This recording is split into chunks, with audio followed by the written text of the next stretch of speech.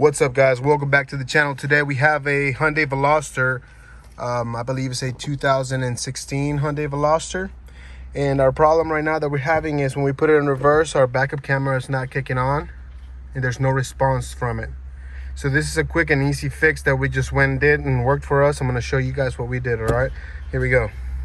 All right, guys, so we went ahead and pulled the cover for the fuses, and you're going to want to take a look at your backup lamp fuse, which is the bottom right here. Backup lamp, 15 amp. And if you look right here, we have removed the fuse. It's located right there. We're gonna go ahead and replace it. It's supposed to be a 15 amp. So I'm gonna grab my fuse right here and put it in.